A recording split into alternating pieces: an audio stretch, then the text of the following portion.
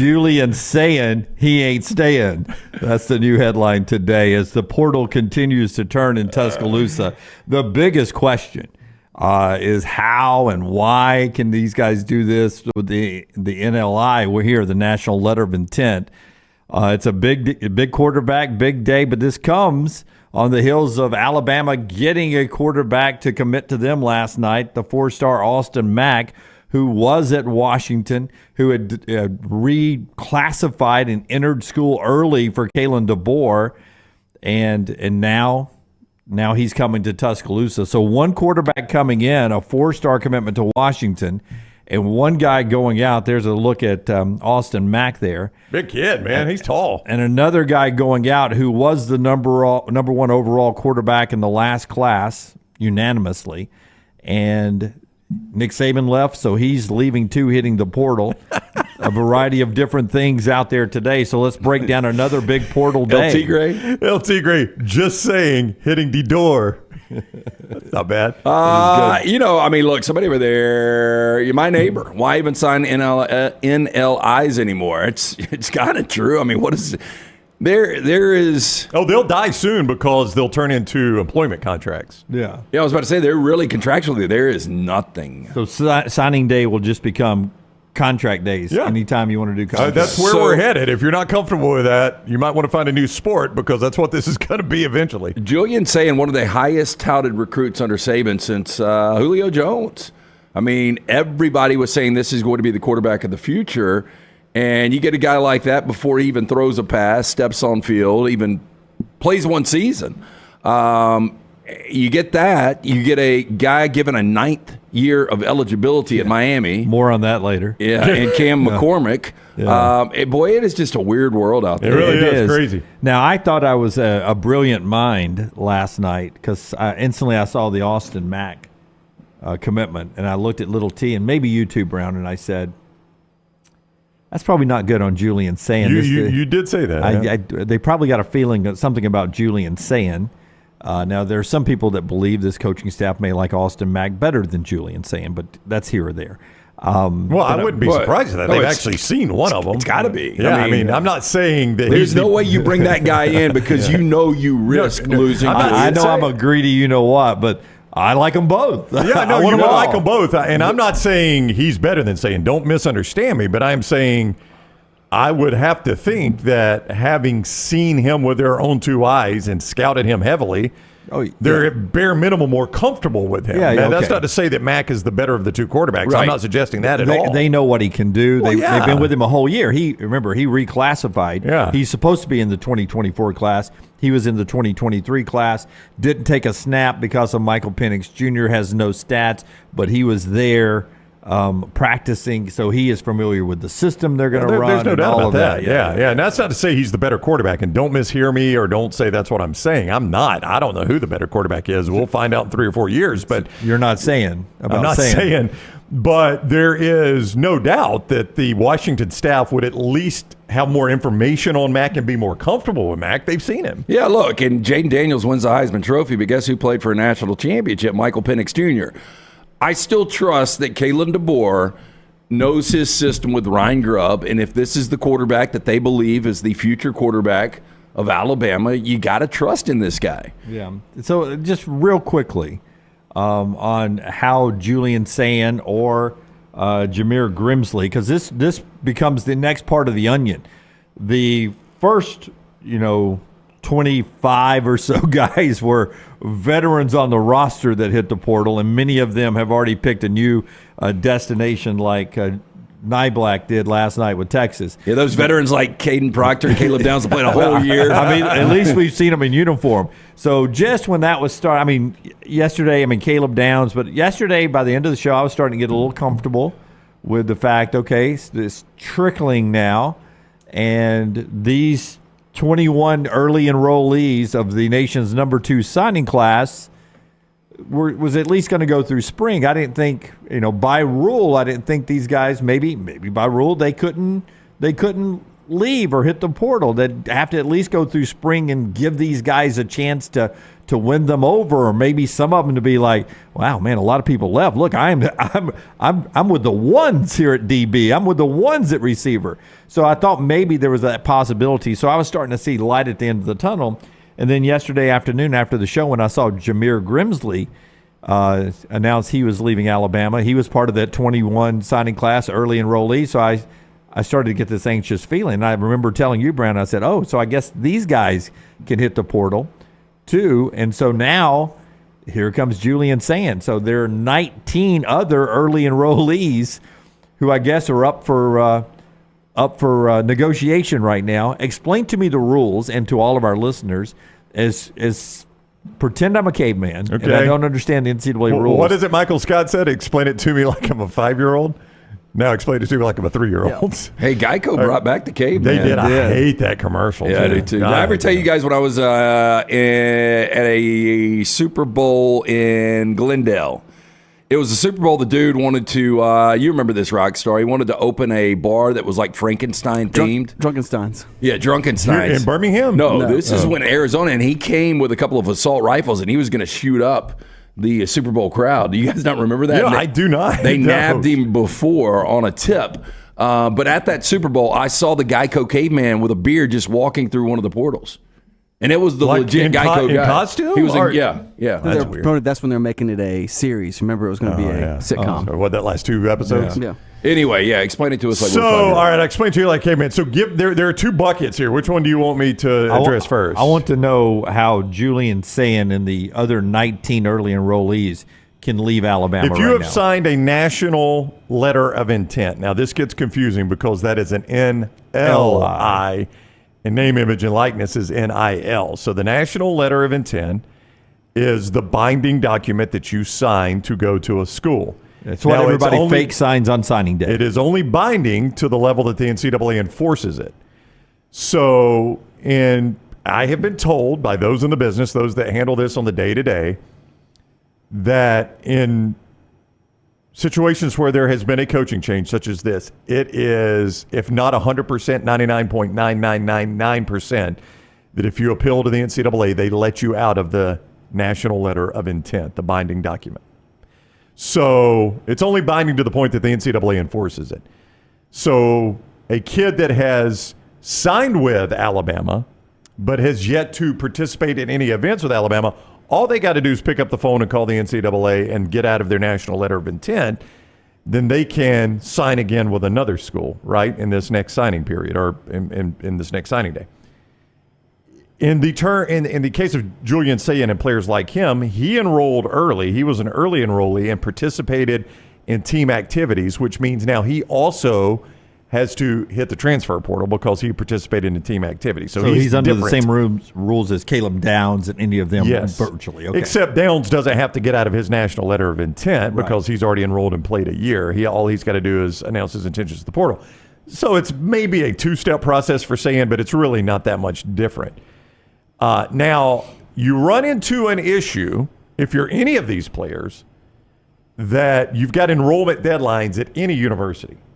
Now, I would have to imagine if Caleb Downs drags this thing out and wants to go to either Georgia or Ohio State, that Kirby Smart and Ryan Day have enough pull to get him in class at one of those 2 schools. They can bang the drum about what good academic institutions they are all they want.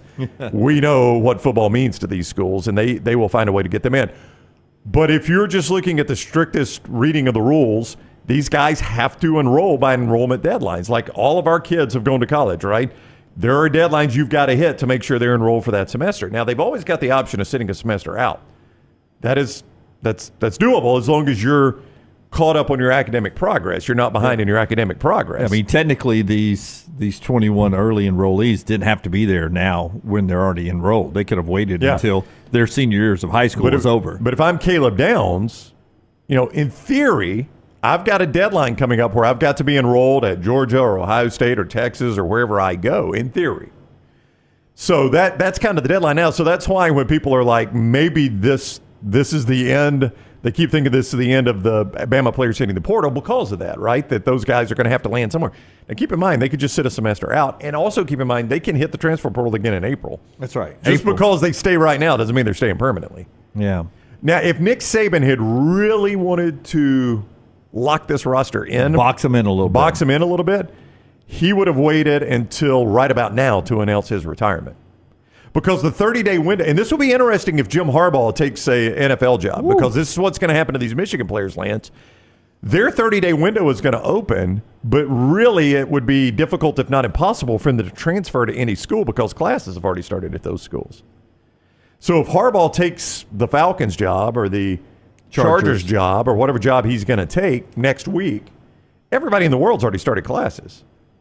And if I'm a Michigan player and I'm like, you know what, I don't believe in Sherrone Moore or Brian Kelly or whoever's going to get the job, I'm out. There's really nowhere for you to go. So it only benefits you to finish that semester at Michigan, which gives the new coach a crack to convince you to stay. So had Nick Saban waited, he could have really screwed this roster, but he could have also boxed it in a little bit. Had he waited until this week or next week to announce his retirement, you still could have gotten Kalen DeBoer. He'd have taken that job at any time. And the roster would have already been enrolled at Alabama, so it really would not have benefited them to hit the portal and transfer and would have given DeBoer maybe a fighting chance to keep him. I'm not saying Saban should have done that. Don't mishear me.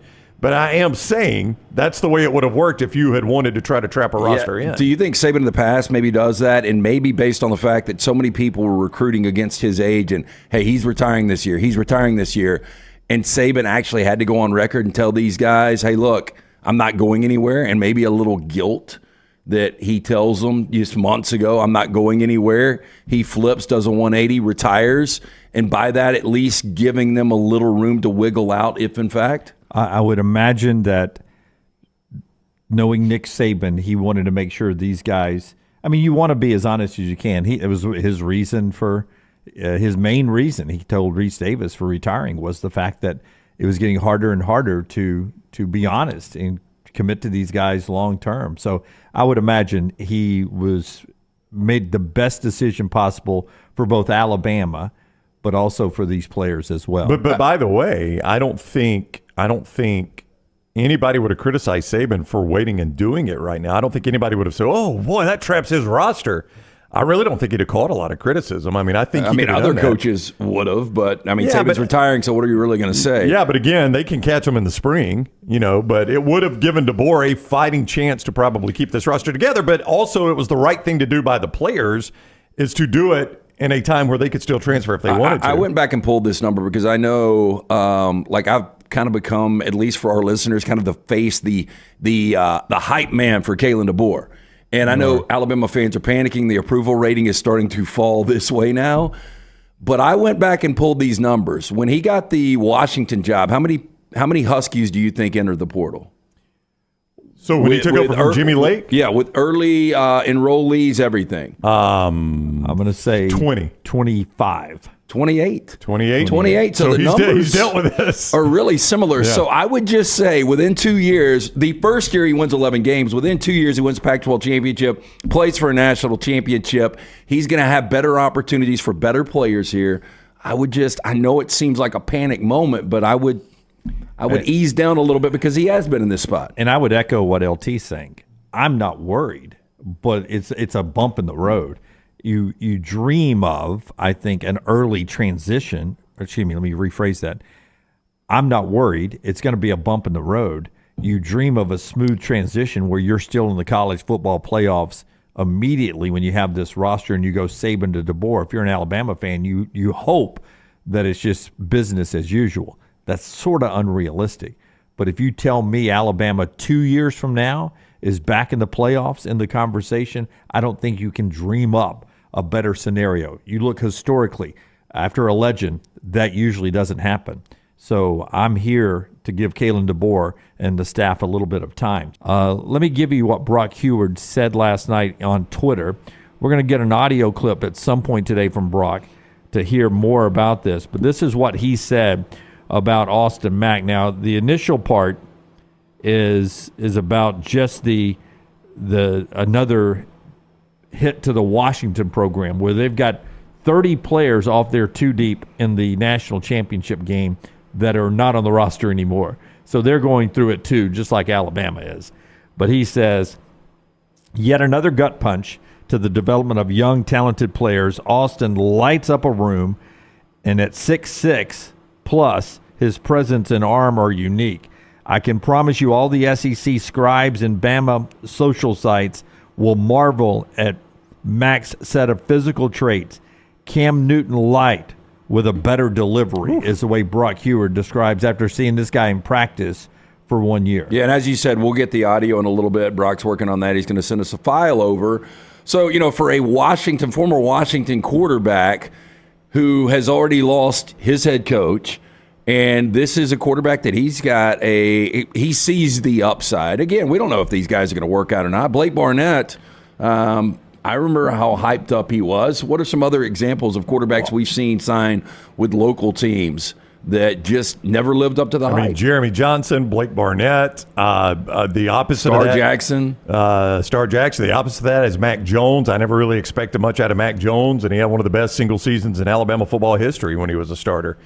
Bo Nix didn't get it done at Auburn. Yeah, I've seen it go both ways. Bo won some games, got benched in the process for TJ Finley, no less. I've seen it both ways. And here's what's crazy, Dunaway, is it's the most difficult position coming into college and going into the NFL to project. But now in college football, you risk the chance that these guys are going to look around, and I just don't think they like competition. They want sure things now. And so if you have a loaded quarterback room, it's impossible. How about that? It's impossible to have a loaded quarterback room now. Georgia is the great example. How many big names have gone to Georgia, and Stetson Bennett started all those years.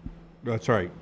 And now Justin Fields transferred and was excellent after he transferred. I'm not saying Kirby got it wrong, but I am saying – I've seen a lot of big-time names go there, and Stetson, in that time, Stetson Bennett and Carson Beck are the two starters. Brock Huard is This is audio. Yes, It's not video. Okay. audio only. Brock, Sports Talk Radio, Washington alum up in the Seattle area, really close to Kalen DeBoer, gets access, practice, and some inside information. And he's Fox's number 2 guy behind Klatt. This is a guy that I trust his evaluation of talent. Yeah, knows the position really well. So you had a chance this morning to send him a text, say, hey, give us a little scouting report on Austin Mack, right? Yeah, so he put a little audio file together, and he was extremely excited as a Washington fan to one day watch this guy be the quarterback of that program.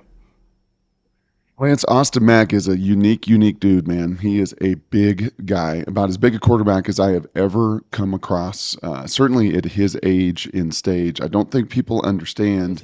He played high school football at 15 and 16. When my 5-star nephew, Sam, transferred out of Washington, he early enrolled. He turned 17 in the fall. He is gigantic. He is 6'6 plus. I think he's over 240 pounds. And about size 17 feet.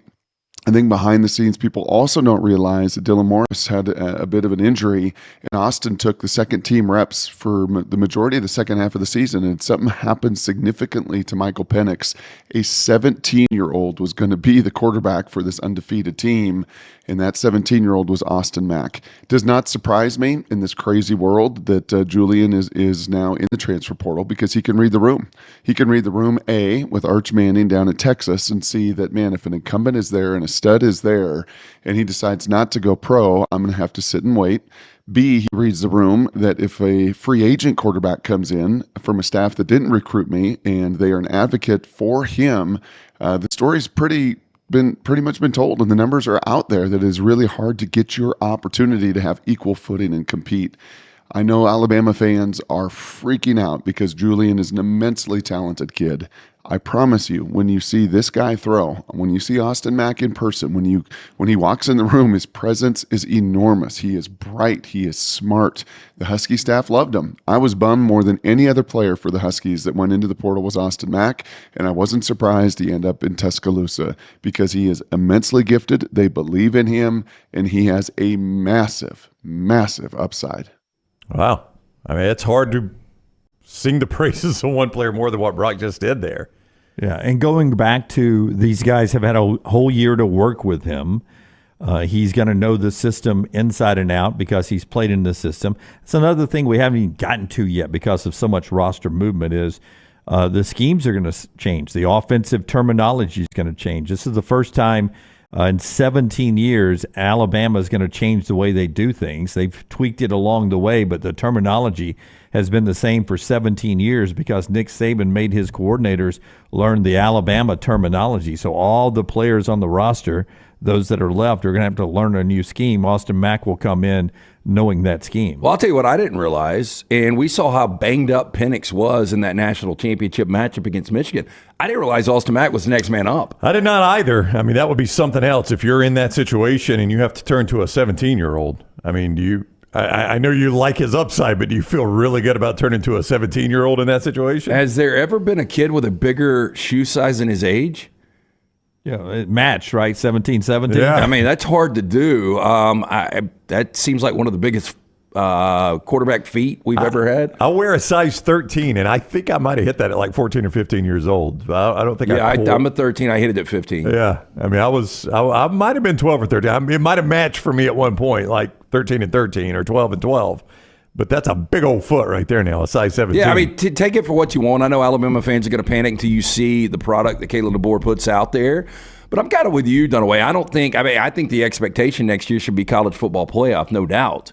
But I think this thing's going to be fine in a couple of years. There's going to be a ton of attrition. I mean, you guys tell me the coach that could have come in after Nick Saban and held this roster together. I mean, it's an unknown. We'll never know. But would you feel good about any one guy coming in and holding this thing together? Not in these rules. Maybe Kirby Smart. Like if you could have somehow, and it's an unrealistic discussion to have because you weren't going to convince Kirby to leave Georgia for Alabama. Yeah. But if you could have done that and convinced Kirby Smart. I had somebody tell me on text, and I think they were just suggesting this. I don't think they were saying it was a definitive, that Dabo Swinney would have held this roster together. I don't buy that at all. I think it comes down to this, and I would throw Dabo into the possibility if he was smart enough and would be willing to do this. Because Kalen DeBoer, he's looking at this long term, right? He's coming in as a 49-year-old coach with no ties to Nick Saban and that family tree. So he's bringing all of his coaching staff with him, who didn't recruit any of these guys. And if you just go look back to what Caleb Downs' dad said, he was like, part of it was I committed to, my son committed to Nick Saban and then, wanted to go with the X's and O's and the GOAT. But then, he was there and he started naming Charles Kelly and, all these people that during the recruiting process are not there anymore. And then this one year he was there, T-Rob, and now he's gone. And it was like 5 or 6 people in the recruiting process of coaches, including now Nick Saban and T-Rob, that aren't there. So you look at it from the other side, you're Caleb Downs or Caleb Downs' family, everything that was Alabama to you when your feet's on the ground there, the coaches that recruited you and everything, every one of them are gone. So you've got a short period of time in Caleb Downs' world, 3 years, because he'll be off to the NFL, to be with these people, and everyone you've known is somewhere else now, and I'm supposed to trust my one of only 2 years I have left to a bunch of guys I don't know? I understand it. I understand the portal. I'm going to go, and I think he ends up at Georgia. He's going to go to a place he's very familiar with T-Rob. He's very familiar with the scheme, the terminology, I bet's, very like it is in Tuscaloosa. The schemes are the same because of Kirby and Nick's connection. I don't blame a person like Caleb Downs one bit. I think Caleb's going to end up going to Ohio State. I really do. And that's what's going to be so that'll surprise me about this is you're going from maybe an unknown with internally what you've got with this new coaching staff to a complete unknown going to like Columbus. That's what's interesting about all of these kids making that decision. Staying at a place like Alabama, at least you know what you're getting with game day and your surroundings a little bit. That building. And to take a flyer and just jump because there's a new coaching staff coming in. Last night we had Corey Reamer on with us at Odie's, and we did a little Q&A. And I thought it was really interesting, and it makes a ton of sense that maybe one of the reasons Nick Saban got out is because he couldn't outwork people anymore. because everything is so wide open with NIL now. You can go, and he said that he never pulled in that parking lot where Saban's car wasn't there when he got there, and he never left where Saban's car still wasn't there. Yeah. And it got to a point where Nick Saban was outworking other coaches, but now with NIL that doesn't happen. And I think there's also an element to players not having to work as hard. And what I mean by that is there's no longer competition. Like, Julian Sayin might be the best quarterback coming out, but obviously he didn't want to compete with Austin Mack, right? Yeah. If that is the reason why he is leaving, there are some people who would suggest that, the coaching staff, if you see, as Brock was hinting, if this coaching staff's been with Austin Mack for a long time, they've got a relationship. Now I'm the outsider. It would make me uncomfortable staying if I'm Julian Sayin. I'd understand that. Yeah, but are you not more comfortable in your God-given ability? Like, I am the best. Like, I am going to be the next great college quarterback. Wherever I am, there's nobody that's going to be able to beat me out. Yeah, but again, and I'm not making excuses for anybody leaving, but the Alabama that I committed to is not there anymore. You know what I'm saying? Well, the coaching staff. The coaching staff. Well, that's Alabama to me as an 18-year-old kid. Well, maybe. I don't know. That's how, Alabama. I'm not going to say that's the only way he views Alabama. I think that would be a little unfair to him. And you're still going to a coach you don't know anything about. Yeah. I can't.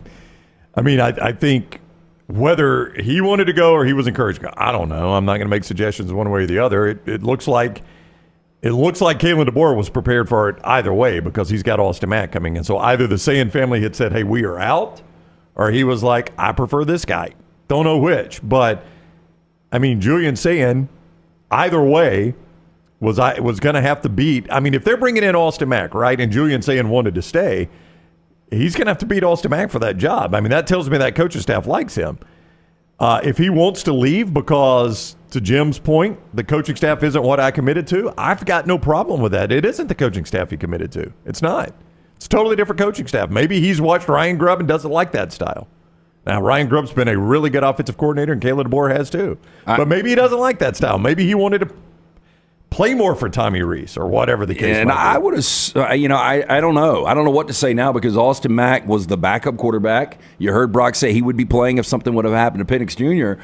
I thought the plan was, because he was still so young, bring in a veteran quarterback like Will Rogers for 1 year, and then in 2025 turn it over to Austin Mack.